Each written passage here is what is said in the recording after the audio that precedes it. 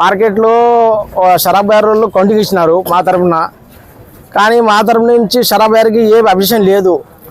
మేము 200-300 సంపాదించాలి వాళ్ళు మాతో పోటీ చేస్తున్నారు.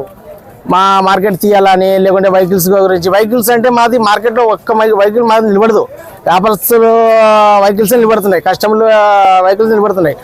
వాళ్ళే కస్టమర్లు 10 నిమిషాలు నిలబడుతున్నారు, పోతున్నారు. మా వెహికల్స్ ఒక్క నిలబడుతున్నారు. షరాబ్ బేర్ వాళ్ళు ఎట్లా అంటే వాళ్ళే ఒక్కొక్క అంగిట్లో 10 మంది 4 మంది పని చేసే వాళ్ళు ఉన్నారు.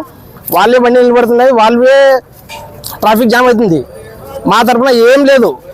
అంటే మా మీద ఇచ్చి ఆయన ఇది రాళ్ళు లేకుండా, రాళ్ళు ఇక్కడ పెద్దలు అడగండి కావాలంటే పాత వాళ్ళకి 40-50 సంవత్సరాల నుంచి రాళ్ళు పాతి ఉన్నాయి.